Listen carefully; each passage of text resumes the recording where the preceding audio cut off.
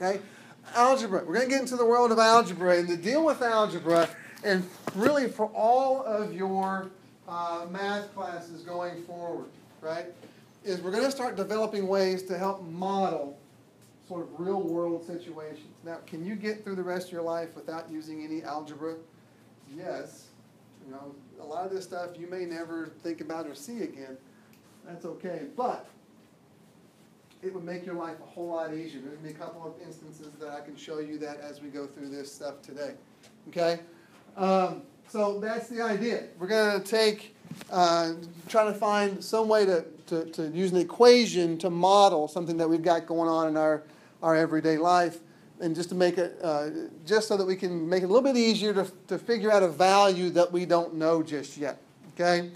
And so what we start with, and we're going to sort of build the foundations now, and hopefully talk about, or not hopefully talk about, but talk about a lot of things that I hope is going to be some review for you, and we can kind of move pretty quickly. Okay?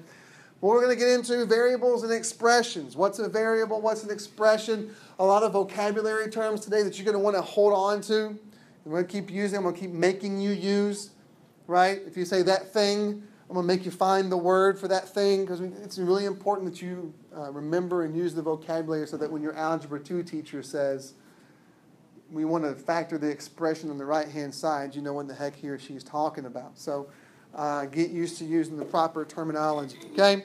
We'll review some order of operations, and then we'll talk about the real numbers and the number line, and how to identify some of these different types of numbers. Okay? So by the time we're done, you should be able to write an algebraic expression.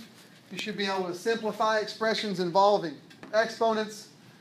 And you should be able to use the order of operations to help evaluate and simplify expressions. And we're going to talk a little bit about square roots and how to find them. Okay?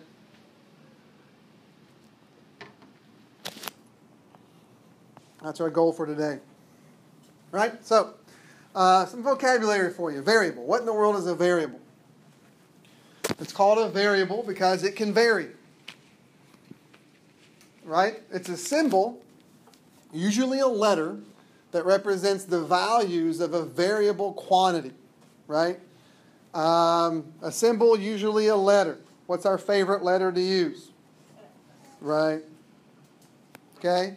That X can have any value that we want it to, or it can change its value based on different situations, right? Doesn't have to be X. Obviously, we can use any letter. Y is pretty popular as well. We'll use all kinds of different letters throughout, okay? At some point in your mathematical career, we'll not stop, but we'll also introduce the use of Greek letters, right? So you'll see alpha, theta, you might even see beta. And then sometimes we won't even use letters. I've even seen some equations that have dollar signs in them for symbols. Okay, it doesn't have to be a letter, so don't freak out if you ever come across something that uses something other than a letter. Okay, but for now, for us, we won't even get into Greek letters. I don't think. We'll stick with our English letters. Okay, but anyway, that's a variable. Okay. An algebraic expression. An algebraic expression.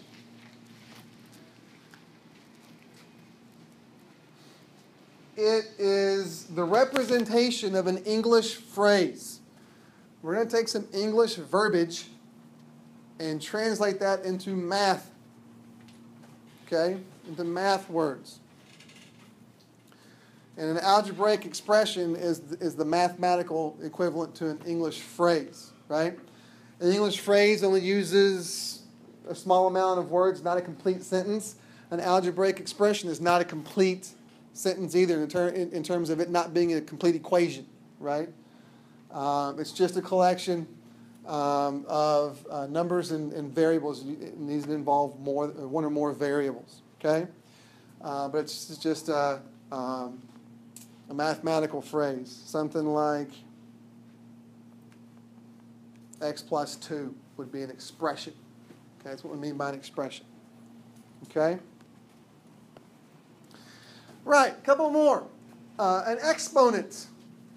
Again, hopefully not the first time you've seen an exponent, but an exponent tells you how many times to use the base as a factor.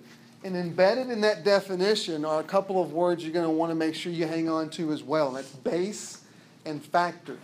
Okay? The exponent is right there. Right? The base is right there. How many times do you use the base of the factor? Now, a factor is anything that's multiplied into something else. So 2 to the third power tells us to use the base 2 and multiply it by itself 3 times. 2 times 2 times 2. So now 2 becomes a factor of 3 times. Okay? Right? 2 times 2 times 2 is what?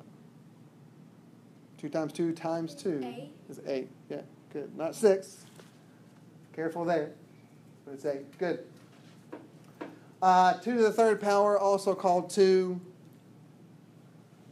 Yeah, good. Cubed. Good. 2 to the second power, also called 2. Squared. 2 to the fourth power, also called 2 to the fourth power. We kind of stop there. Okay? Nothing fancy there.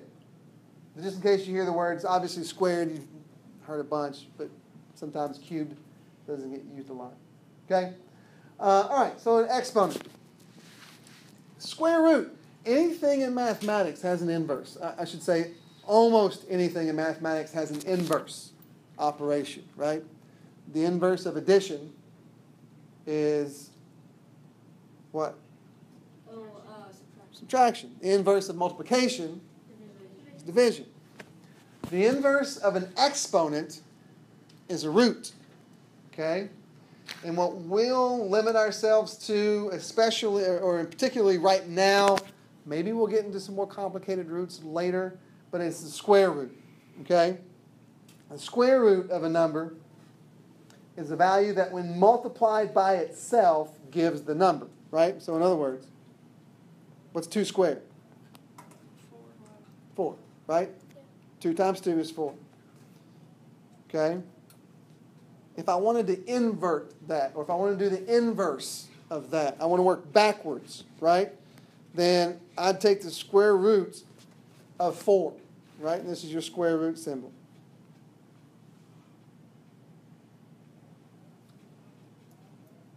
So that the square root of 4 is, right, 2. Because 2 times itself will give you 4. All right? Now, just as a quick side note, don't write this down. Roots are your inverses for your exponents. So this is going to be 8. If you took the cube root, oh, come on. The cube root would be the inverse of 2 cubed. So we'll talk about it more later, or you'll dive into it a lot in Algebra 2. Don't worry a whole lot about it. But just so you know that there exists an inverse to all powers, not just square. Okay, but square root. Number times itself gives you the value. Okay? All right, so lots of definitions. And the point, again, that'll help us in trying to simplify some of our expressions. Now I want to get into, okay, how do I take an English phrase and turn it into a mathematical phrase, right? That requires us recognizing some English words that can translate into mathematical operations. Man, I don't want to write one the first week of school for that. Phone? In your bag. It's under your leg. I see it. Again, guys, you're not that sneaky.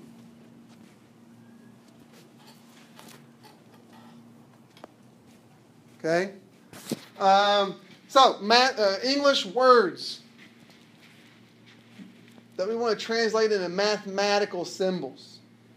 Addition. What words would trigger us using addition? Plus. Plus. Good. What else? Yeah. Sum. Good. The answer to an addition problem is a sum. Good. Anything else will tell you that you're supposed to be adding stuff? Yes, ma'am. Add. Good. Anything else? There's more. What else will tell you you're supposed to add?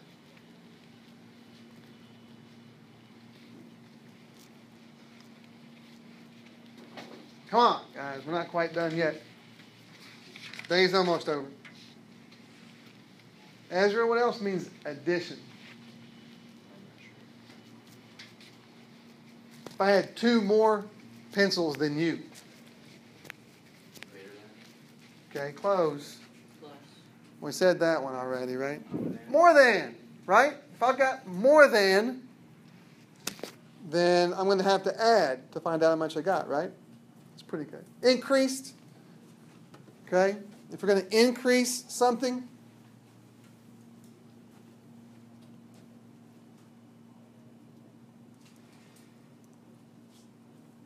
okay, I was going to tell you to add. What words will trigger subtraction for you? Yes, ma'am? Minus. Good. Yes? Difference. Beautiful. That's the answer to a subtraction problem. Right? What's the difference between my height and Shaquille O'Neal's height? Well, we'll subtract our heights and find out. Right? It's a couple inches. Okay? Or 1.5 feet. Difference. What else? Difference minus? Less than. Good. Decrease. Good. We're hitting all the good ones there. Okay? Difference minus, decrease, less than.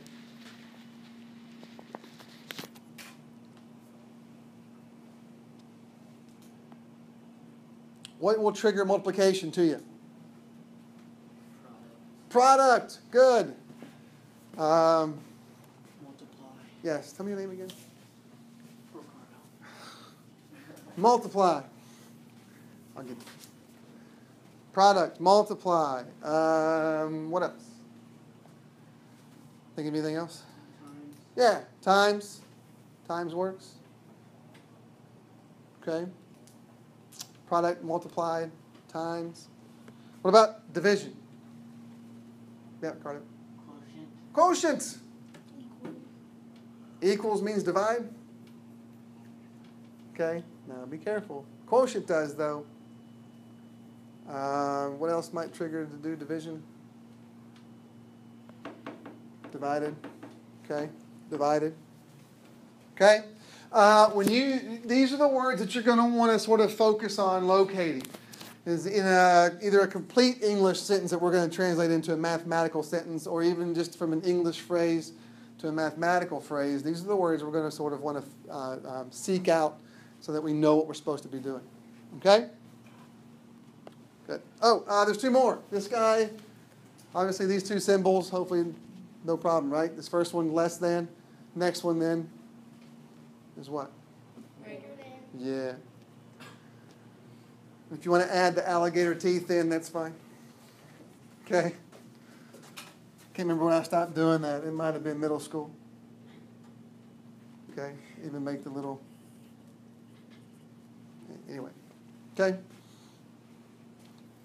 Good. Less than, greater than. All right, so let's try this out. Let's turn some English phrases into mathematical phrases. Okay?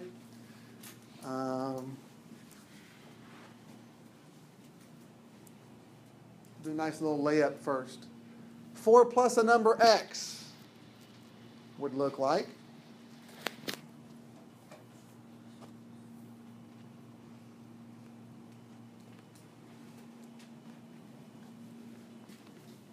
What, Macy? Yeah. A number plus 4x. Okay, so this? Oh. Does that look right to you? 4 plus a number x. 4 plus x. Sure. Yeah, here's your key words. We're definitely going to add these 2 guys, right? We're going to add 4, and it's a number x, I think, that kind of maybe threw you off a little bit, but 4 plus x. Okay? Or, if you have a little bit of math OCD, could you do 4x plus 4? That's the same thing? Yeah. Some of you guys did that. I don't want you thinking you're wrong, right? 4 plus 2 and 2 plus 4 mean the same thing. The addition is commutative. Okay? You can flip-flop. All right. A couple more here to try. 6 times the number y minus 3. Give us about 25 seconds. Let everybody think about it, write something out, and then we'll get to what it should look like. Okay? But give it a shot. Okay? Unless everybody has already. We're working ahead. I'm going to stop that in just a second.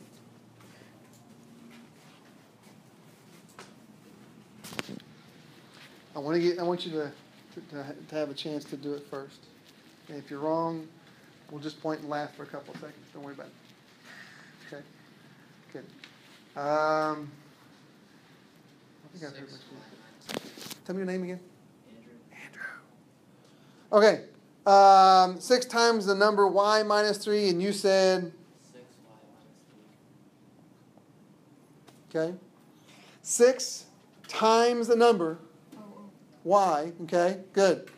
And then it says minus. So we definitely should have some multiplication in there. We should have some subtraction in there. I think we're looking pretty good, right? Wait. What were you going to say? Never mind. I thought since it said 6 times a number and then it said y, I thought the number and the y. I think that maybe threw you off in the first one too, right? That little phrase, a number in front of that. They're just letting you know that y is the number that they want you to take times 6. Does that make sense? It's almost like it should be 6 times a number, comma, y, comma. Does that make sense? Maybe it's just not written correctly. But yeah, don't let that throw you off. Okay, 6y minus 3. If you actually put a multiplication symbol in there, that wouldn't be that bad either. If you actually did 6 times y minus 3, that'd be okay. Okay. Number 3, 3 more than the quantity 5 times a number n. Hang on. Give me about 25 seconds.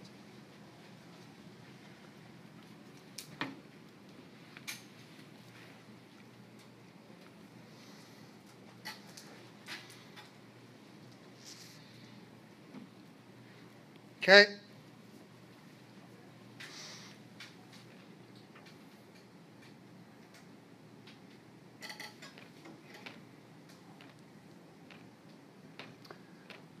Abigail, what do you think? 3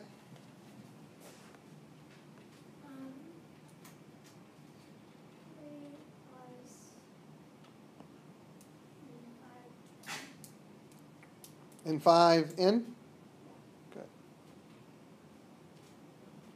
This might help too. What you got? Well, 5 and plus 3. Okay. You're okay. So she's wanting to change it around to 5n plus 3. Does it matter? No. Again, additions, we can go either way. So you're fine. You're fine with this. Okay. What I was doing here is, so more than tells us we're going to add. Times means that there's really a multiplication symbol in there.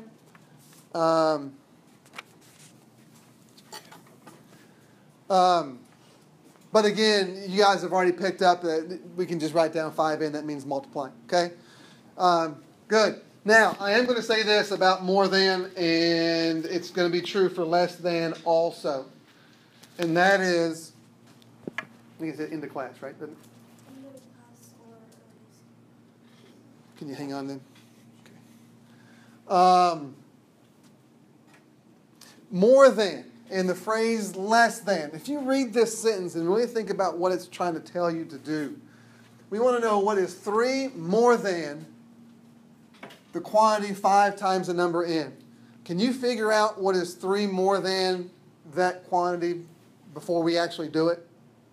In other words, does it make sense to read that sentence and understand that the first thing you have to do is take 5 times the number n before you can find out what's 3 more than that? Does that make sense? Good, because more than and less than are two of those phrases where you want to try to get in the habit of flip-flopping the order and what you think you're going to want to write it down. And Abigail started to change it. Not that she needed to, okay? But it would be great if you got into the habit of saying, okay, wait a minute, I can't take 3 more than this until I know what this is. So I got to do 5 times n first, figure out what that is, and then add the 3 to it, okay? With addition, it doesn't matter. With subtraction, it's going to make a big difference, okay? So if you get in the habit of recognizing those phrases, then it'll make life a little bit easier on you later, okay? And we got one more, 2 less than, the sum of 6 and a number m. I'll give you about 15 seconds on that one.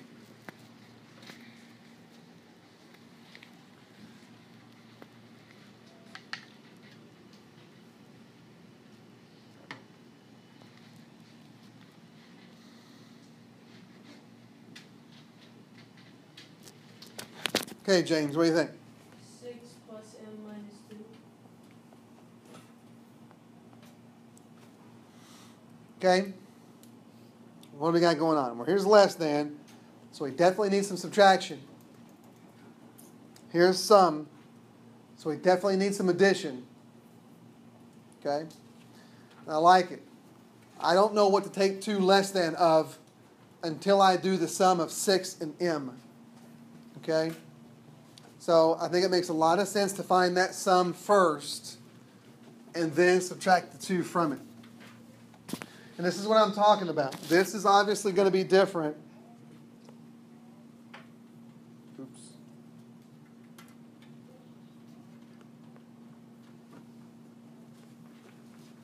Than that, right? Those are not the same thing. So just be careful there. That's the last time I'll worry about it today. Okay, but good. That's it. Any issues, questions there? Good. All right. Now a quick review of order of operations, and I hope that it is a review.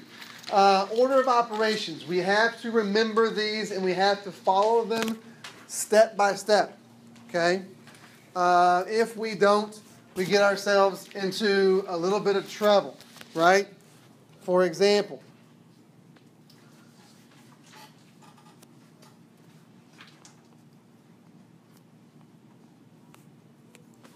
if we completely ignore order of operations and do things whenever we want to, right? If we try to do the arithmetic here, 6 times 3 is what? 18, right? What's 18 minus 2 then? 16. Great. All right. Ignore order of operations. Forget about it. I think 3 minus 2 is easier. What's 3 minus 2? Now I'm going to take 6 times 1. 6. Is it 6 or 16? 16. Okay. That's my point. We've got it, and this is an incredibly simple example of what I'm talking about, but we've got to get really good at using our order of operations and remembering when to do what. It's very, very important. Okay? All right, so quickly, we first work within grouping symbols. Grouping symbols such as what? What are grouping symbols? Yeah, parentheses, good. What else have you seen? Smith? Brackets. Anything else that you've seen? These squiggly little dudes. Braces, okay? You'll see those. If you haven't, you'll probably run across them at some point. Okay? What are those?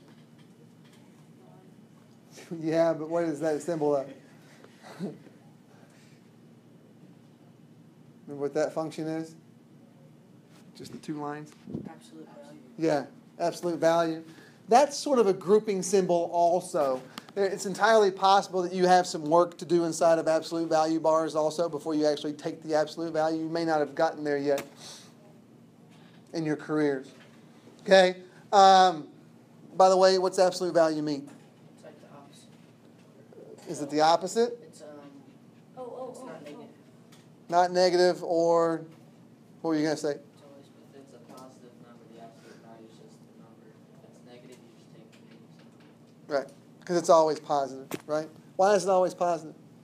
What's it mean? Smith? Because like it has to be the value of like the numbers. I guess. Like, Why? That's what I'm asking you. Why? What's it mean? What's absolute value mean? It tells you what? like the value of the number. No. Like, no, I don't know. Like it's kind of hard to. Can be. Anybody remember what absolute value is? It's distance from 0. Distance from 0. And distance is always positive. None of you guys live negative 2 miles away from the school, I'm sure. Okay? There you go. I'm going to throw in one more here. It's not really a grouping symbol, but it kind of is. That's a fraction bar, right? It's still going to separate out your expressions to where you're going to have to evaluate the numerator first, and then the denominator, and then divide out, right? So it's sort of grouping symbols, but anyway, that's enough of those. So grouping symbols first. Then we move to any exponents and square roots that you see, right? We're going to work those next. And guys, if you want to do this step by step and rewrite, that would be perfect, right? So do your work inside your grouping symbols first and then rewrite. Do all your exponents and roots next and then rewrite. Then do all your multiplication and division and then rewrite. And then do all of your addition and subtraction and then rewrite. Now notice, obviously, again, multiplication, division, if that's all you see, we're going to work left to right.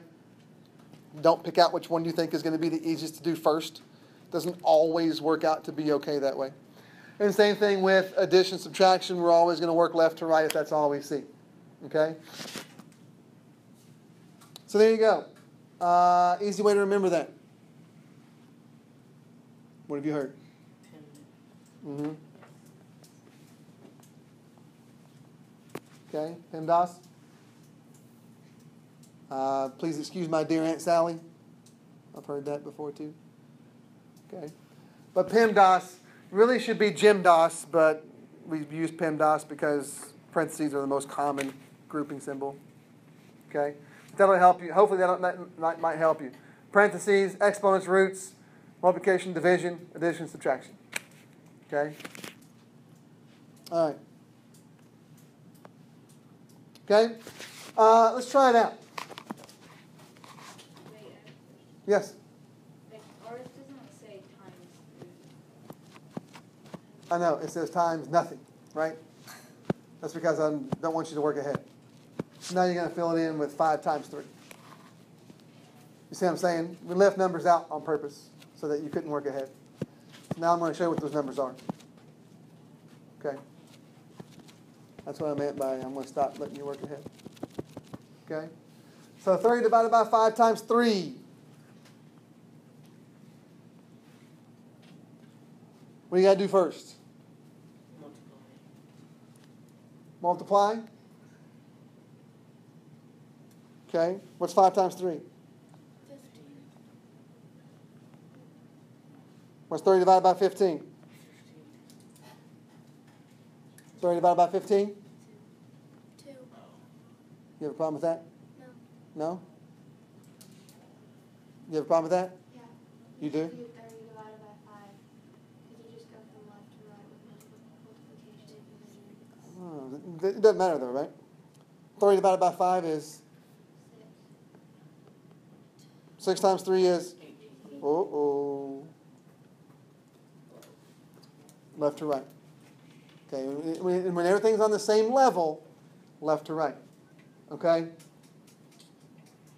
That's all right. It's okay.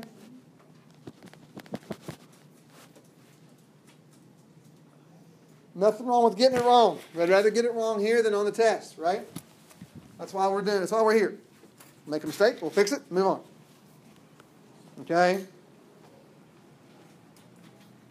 All right, good. You've got some more here. So here's what I'd like for you to do. Pair up. You guys, just slide over to your neighbor. Meet your neighbor. Slide to your left, except for you, Ezra. You need to slide over here because Hannah needs a partner. You guys want to slide together, and then if you guys want to work together. Okay, I'll give you about a minute and 15 seconds per problem. I'll show you what the value should be, and I'll let you guys. Okay. All right. Number 2, Taylor, will you please? Actually, I'd like you to walk me through step by step what you did. What'd you do first?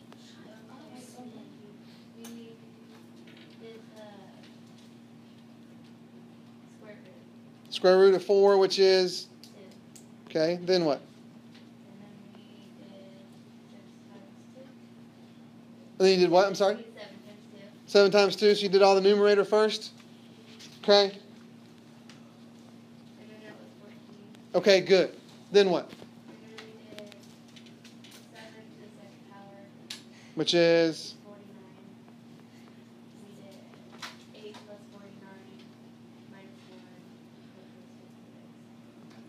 Good. and then simplified it and said over 28. And you got? So what'd you get? I simplified it. We simplified it and got 7 over 28. 7 over 28. Yeah. Will that go any further? Yeah, 7 to go on both of those, right? 1 over 4, 1/4. Good. Good. The order of operations is kind of what we're focusing on, and that's exactly it. Okay? Good. So they worked completely in the numerator, then completely in the denominator, and then went from there, and that is fantastic. That works. Okay, good. Number 3, would you please tell me what you did? Romero, first. Okay, what's 9 times 3? Okay. What'd you do next?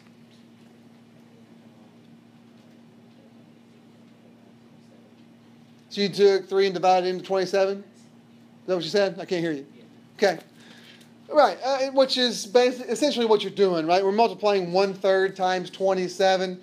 However you want to approach that, if you want to make 27 a fraction, do numerator times numerator, denominator times denominator. That's fine too. You're essentially going to take 27 and divide it by 3. What do you get when you do that, Romero? Was it? 9. You get 9 plus 18, which gives you what? So I can't hear you, buddy. What's that? Uh-oh. You're on the right track up here, though. 9 plus 18 gives you what?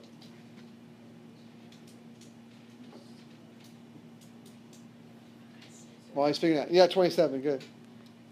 Good. Okay? Issues there. Perfect.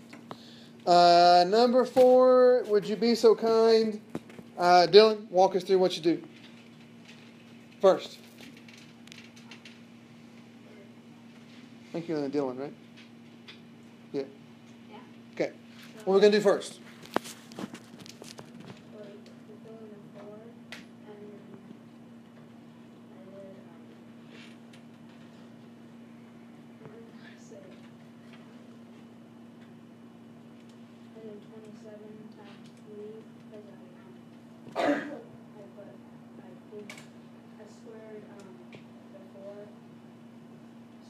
Squared which 4? Look at number 4, right? Yeah. Okay. So what we do first? Go through your list of order of operations, right? Do you see any grouping symbols? Any parentheses? Anything like that? Okay. What's next? Nah. Look at your list. What's next? Right there at the top of the page. Grouping symbols, then exponents or roots, right? Do you see any exponents up there? Which ones? 4 and 3 and 3 and 3. Okay, so we have 3 to the 4th power, right? We want to do that first. What is 3 to the 4th power? Anybody? 27. Not 27, Oh, no, 81. but, well, it's 81. Then we're going to add 4 to it, right? Yeah. And you get 85. Okay, good. Any more exponents you see, Dylan? 3 to the 2nd. Which is 9. good. Do you see any roots, square roots? 4. What's the square root of 4? 2. Good. What are we going to do with the negative 2 and then the 2 we get when we square root 4? Right. There's no symbol between them. That tells us to multiply them. Good. Now what are we going to do next? Dylan, keep going.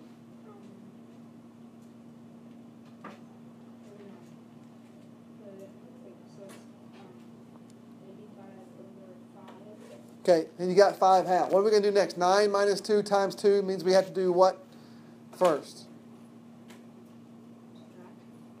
Look at your list. What comes first? Before subtraction. Right, multiply, yeah. Right, and so 2 times 2 is 4. I'm making you baby step it, Dylan. It's probably throwing you off a little bit. 9 minus 4 is indeed 5. Then we're going to divide those out, right? You get 17. Yeah, I had that. I believe you. I mean, a lot of the numbers you're throwing out. Yeah. I'm talking. The numbers you're throwing out were good. I'm making you guys baby step this. You can walk me through everything that you did. Okay? It's all right. Good. Number 5. Walk me through number 5. Would you please? Smith. Okay.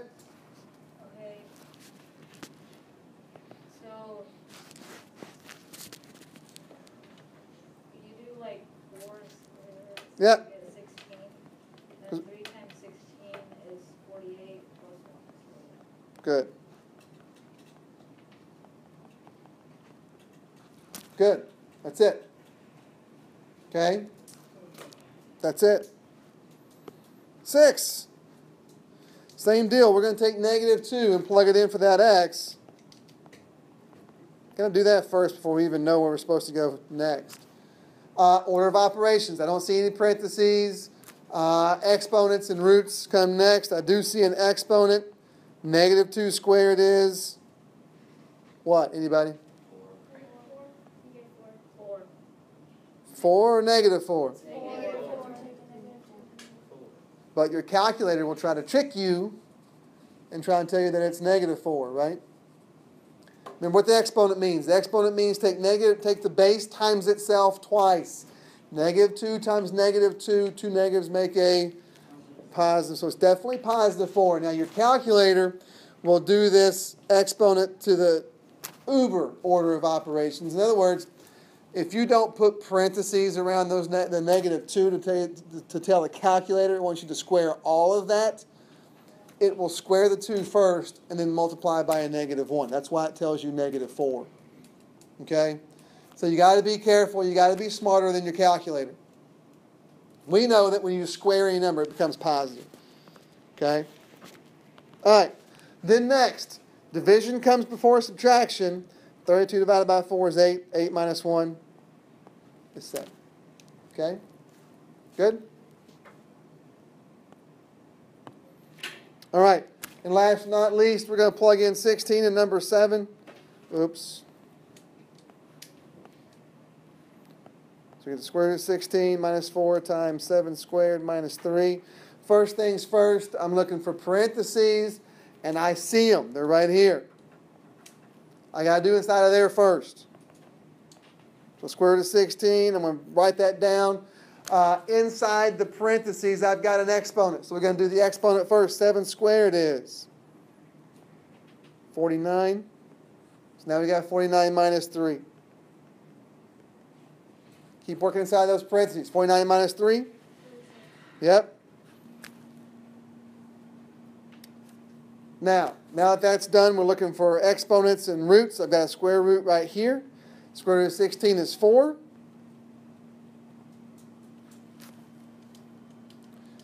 So now I've got 4 minus 4 times 46. I'm going to multiply these two guys together first. Okay, good. And then we can subtract. And we're left with negative 180. Okay? Right? Questions, issues, concerns then? Good. Okay, good. Now we're back to trying to find some way to let a mathematical sentence represent a situation, right? So So you and your friends are having lunch. The lunch costs $2 per plate. There's a word we didn't write down in your list of algebraic expressions, your addition, subtraction, multiplication, and division. But per is going to be your trigger that you're supposed to be multiplying some stuff. Okay? Waiter gives you a bill for $25.20, which includes a tax of $1.20. Write an equation to model the situation. Do not solve the problem. Now, here's the thing. Someone in a previous class said, well, what you could do is just start, all right, so we start guessing the number of plates. Maybe it's 6. And so we do 6 times 2, and we add $1.20 and see if that works. You can do that. You can scratch out on a napkin all the different scenarios you possibly can to try to figure out how many plates there are involved here. But that's the whole point of algebra, is that you don't have to guess like that. If you can write an equation and solve it, you'll know right away. We're trying to model this situation with some algebra, okay, with a mathematical sentence. So we're looking for those key phrases. And I just told you per is one of them. Okay? The bill, the entire bill is $25.20. So whatever mathematical expression you come up with, it's going to have to equal $25.20. Okay? So we start to write an equation.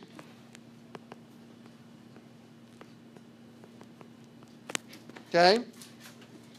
That expression is going to be equal to $25.20. Per is going to be your indicator to multiply. Do we know how many plates there are involved right now? No? So let it be what? So I know I got to do 2x over here. Okay? But that wasn't the entire source of the bill, right? Because not only do we have to do that, but we have to add into it the tax. And so there's an equation that you can solve real quick and find out how many plates were involved. Okay? I'm just trying to model. Question? Can you wait until we get to a point where we're doing some work again. Okay? All right. Next one. A car salesman is paid a base rate of $900 plus $375 per car sold. Last month he made $4,650. Write an equation to model this situation, but don't worry about solving it. Okay? Well, all the sources of his money got him to $4,650. That's how much all this stuff is going to total. How do you get there? Okay? Well, there's that word per again. So now we're going to take 375 and multiply it by C, right? But that isn't all of it. We've got to add in the $900. So there's your equation, okay?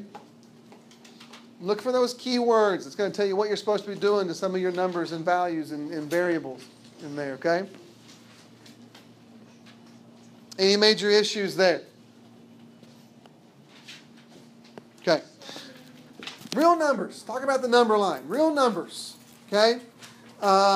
Real numbers, since we're calling things real numbers, that seems to indicate that there are such things that are called fake numbers.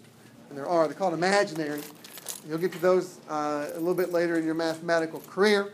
But real numbers. There are subsets of real numbers. And the reason why there are subsets is because all throughout time, all throughout history, we had to continue creating new number systems based on what we wanted to do.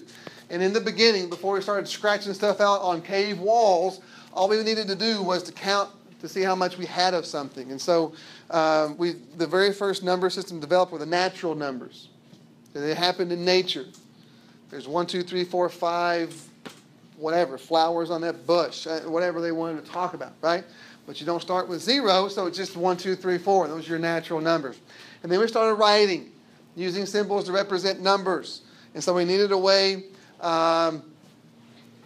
we needed something to act as a placeholder to represent the fact that I don't have any flowers at all. I don't know, however you want to approach it. But we had to add 0 into our numbering system, and so we created a new one called the whole numbers. That's just all the natural numbers in 0. Okay? And then we started adding things, taking things away, and wanted a way to represent that. So addition, subtraction, subtraction, it starts to introduce that negative sign. And so now we had to develop a new numbering system called the integers that represent, and the integers consist of all the positive and negative whole numbers. Okay? And then we started talking about taking half of a pie or a third of a drink or whatever, and we got to a situation where we needed another numbering system because we didn't have any ways to divide numbers out. And so we developed a new one called the rational numbers. And a rational number is any number that can be written as a fraction. Okay? Now, that leaves us, and so we discovered some other numbers. We discovered some numbers that aren't whole numbers, so they can't fit into the integers, and they can't be written as fractions. And so they're not in rational numbers either. So we're discovering these new numbers that don't fit into any of these. And so we had to create another subset called the irrational numbers, right? The irrational numbers. Irrational numbers are numbers that cannot be written as a fraction. Okay, there's no way to do it. The most famous irrational number is what? She stole your thunder. Yeah, it's pi. Okay? Can't write pi as a fraction. Okay? And not because it's a decimal. Pi is a decimal. It's 3.14156, go on and on and on and on and on. Right? That's not the issue. Okay? Because in our rational numbers, we're going to fit things like 1/4 fits in our rational numbers. -2 fits in our rational numbers. And so does 0.25. How does 0.25 get to fit in the rational numbers? Can you write 0.25 as a fraction? Yeah, what is it? 1/4. Right. So I can convert this into 1/4. Okay, so it's not because pi is a decimal. The issue with pi is it never ends and it never repeats. Right? Repeated decimals we can write as a fraction. That wouldn't be a problem either. But it doesn't repeat. Okay, last estimate, some supercomputer was working on it. It's out in the trillions of digits and it still hasn't repeated or ended. Okay, so it just keeps going on forever. So pi is an irrational number. Not the only one, but definitely the most famous one. Okay? All right. So depending on what number set a particular number falls into will sort of dictate what we can and can't do with it. So we want to make sure we can recognize which subset of those numbers these guys fit in. So let's go through these real quick. Name the subset or subsets. Some of these numbers could fit into more than one. Right? It's like -5. Where would you find -5? Yes, ma'am. Yeah, in the integers. Whoops.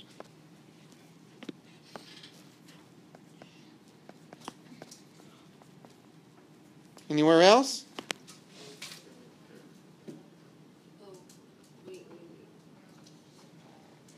Go ahead. Yeah. Can you turn -5 into a fraction? Sure. It's on the rationals. It's both. You'll find it both. Gave away number 2. Number 2 is what kind of number? Irrational. It's teenager. Okay. Okay. 4,328. Where would you find that guy? Natural. Anywhere else? Whole numbers. Anywhere else, Smith? Rational. Sure. Anywhere else? Yeah, integers. Sure.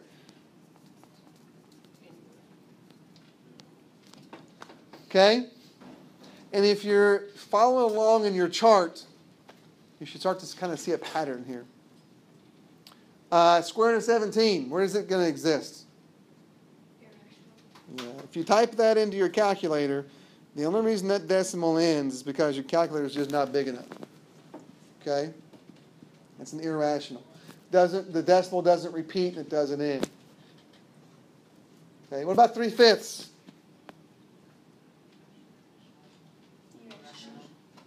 I hear some of you guys whispering rational. It's rational. If you divide it out, you get 0.6. So definitely, you're writing it as a fraction. Yes. Okay, so wait. Oh wait, I thought number 5 was irrational. No, it can be written as a fraction. It already is, right? No, like I thought you wrote irrational, so I was gonna ask. Oh, no. Nope, rational. Thanks for checking on me, though. You're fine. That's what I want you to do. I'm less than perfect sometimes. Okay, number 6. Rational. Did you say rational or irrational? Irrational. Irrational. Can't write it as a fraction? Yeah. You can? Oh yeah.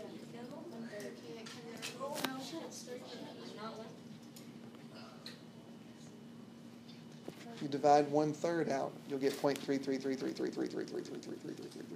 So 0.3 repeating. So this guy is definitely rational. Okay? Repeating decimals are rational. And obviously decimals that end are rational. Okay? All right? Any issues, questions there? No. Yeah. Good. Yeah. So okay, if it's like a repeating decimal, like how would that be rational? Because like. Because I can write it as a fraction. That's the only definition that we need to follow. Can we write 0.3 repeating as a fraction? And the answer is yes. Because we can write it as 1/3. 1/3 and 0.3 repeating are the same thing. Does that make sense? Yeah, I know. Okay. All right? Good.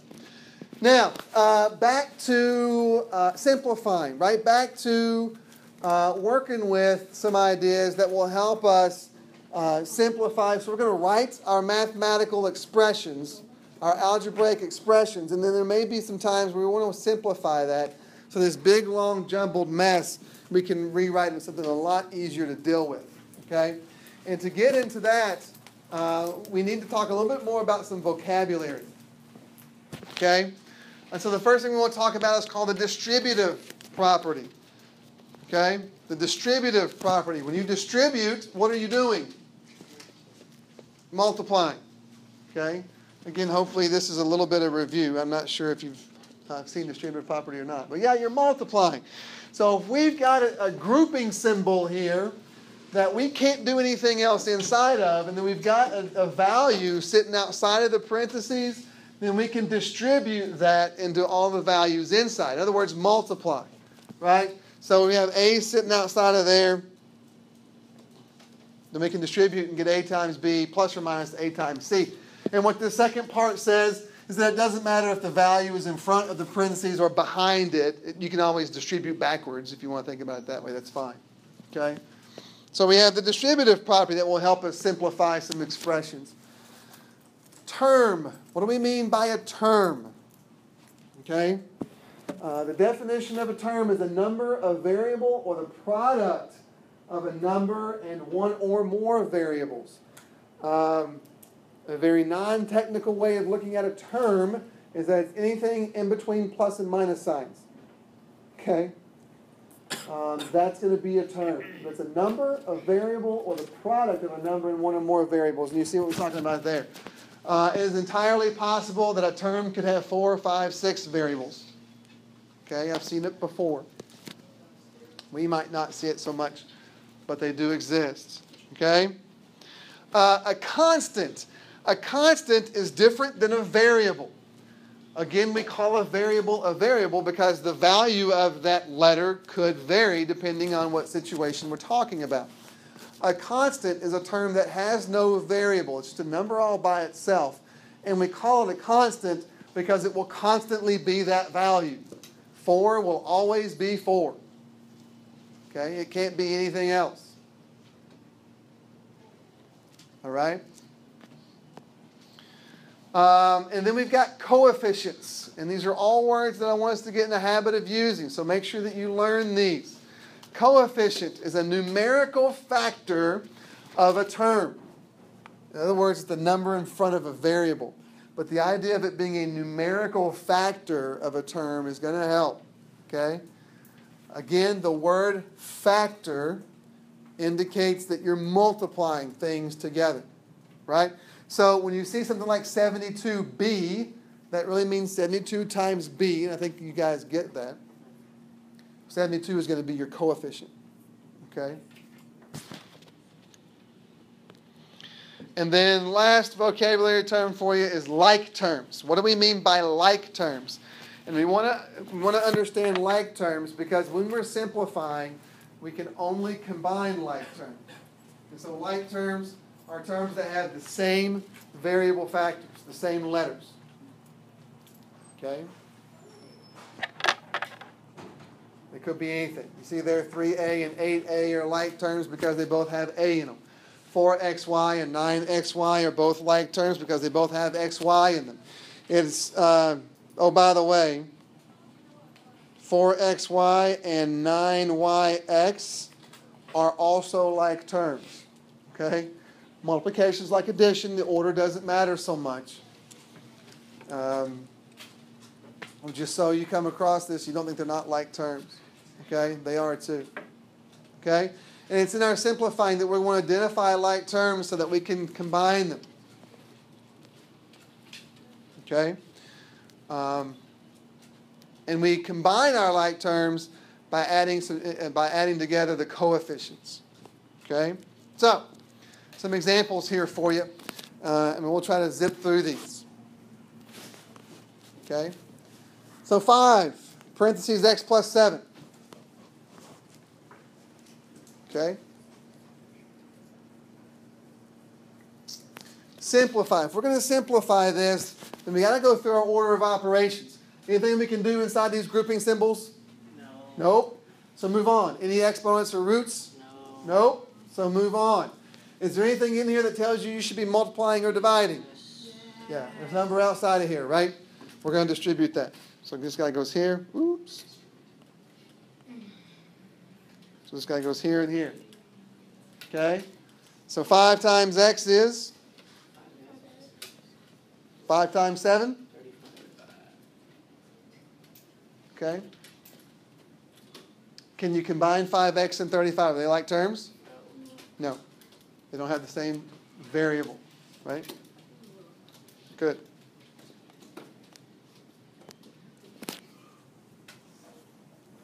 Next one. I'll give you about a minute to work that out real quick. Some of you guys are still sitting with your partners. If you want to work with your partner, that's fine with me. Okay? I'll give you a minute. We'll come back and see what you should come up with.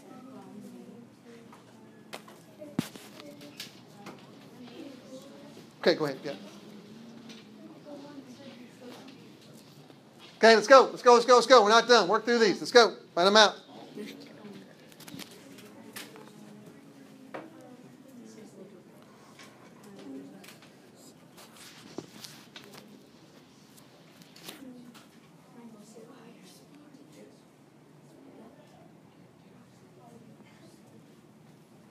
Okay, we got it?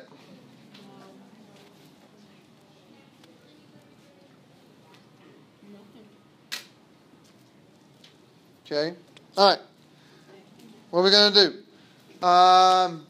Can we do anything inside the grouping symbols? Anything inside of here to do? No. Nope. Exponents or roots? See any of those anywhere? Nope. Anything in there that tells you to multiply or divide? Okay. Even though this guy's behind, we're still going to distribute, right? So here. And so we're just going to multiply. So when we multiply negative 2 times 3b, we get what? I thought that was a number. What's that? Like, I thought it was a number two. You don't look at distributed from two.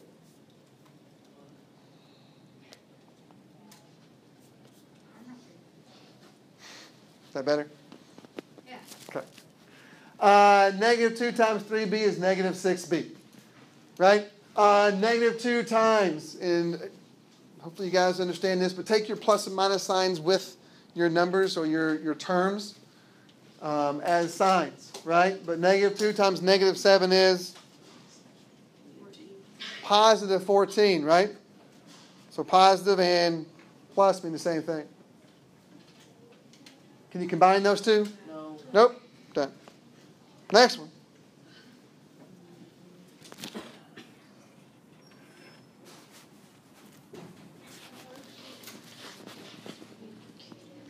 Try it. Try it, try it, try it.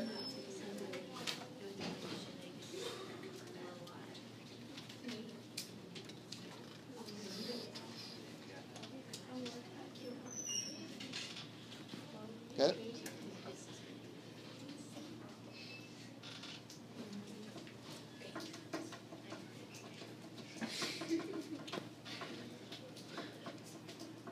Okay? All right. Should be easy enough. Nothing to do inside the parentheses. No exponents, no roots. We do have this guy outside the parentheses that we know we can distribute. What is that guy? Negative. Yes, -1. All right, Dylan? So distribute it. -1 times 4y. If you were paying attention, you would have picked it up. -1 times 4y. -4y. -1 times -5. 5. +5, right? And hey, look, and there's just this negative sitting out there. There's a little bit of a shortcut to this, right? Essentially, all we did was do what? Just change the signs inside of there, right? +4y became -4y. -5 became +5. We're just changing the signs. Right, Valerie? It is Valerie, right? Yeah. Okay. Okay? We're just changing the signs when that happens. So it's kind of the same thing with number 4. Shortcut that guy.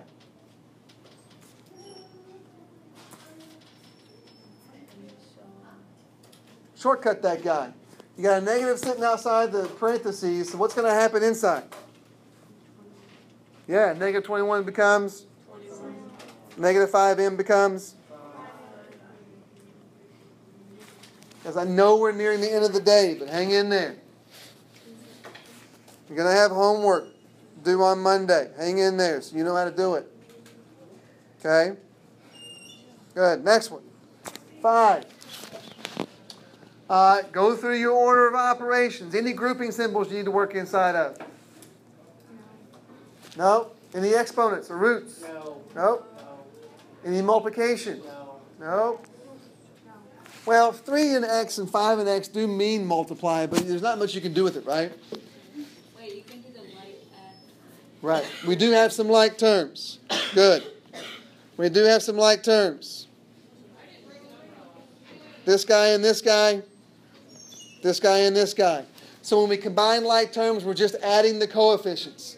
3x plus -5x gives us 3 plus -5.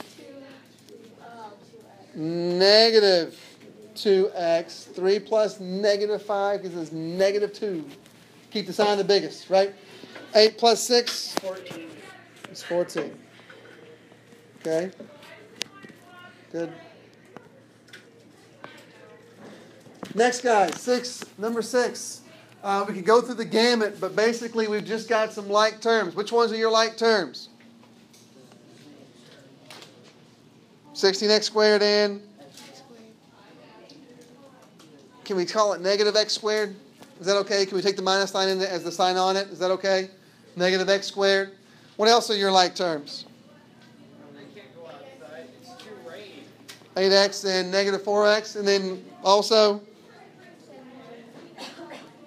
okay, 7 and 2. So let's go combine those guys. Okay, 16x squared plus -x squared gives you what? 16 plus -1? 15x squared.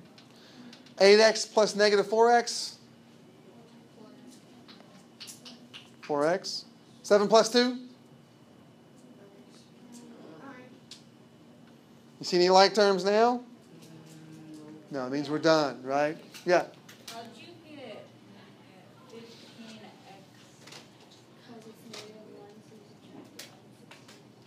Oh, I was looking at the 16x squared and -x squared, right? So we got to do 16 plus -1, right? Like Candace was saying. Okay? Good? 7. I'll get a little more complicated. So check your order of operations. Nothing to do nothing to do here. No like terms. Right? No exponents, no roots. Multiplication. We do need to multiply by distributing. Okay? 4 times x. 4 times negative 8. And then we've got our plus 9x, our plus 5. Once we distribute, more often than not, we can drop the parentheses, right? Now, we have like terms. Yep. 4x and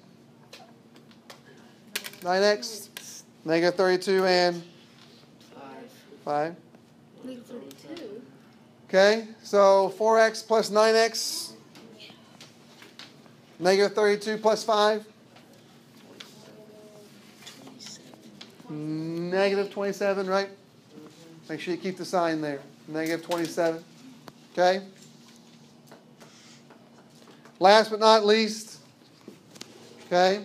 Again, we've got some parentheses here so we can distribute or shortcut it. That's a negative 1. So we get 5. Instead of positive 2x, we get negative 2x. Instead of positive 5, we get negative 5. And then we got our plus 3x. Like terms now? Yeah, negative 2x and 3x are like terms. 5 and negative 5. Yep. So let's combine our like terms. 5 plus negative 5 is? 0. Negative 2x plus 3x? 1x. Right. You can put the 1 in front if you want, but obviously we drop it if we know it's there. 0 plus x, those aren't like terms, but anything plus 0 is just itself, right? So it's okay if we make that an x. Okay? Any major issues, questions, concerns there? Okay, good.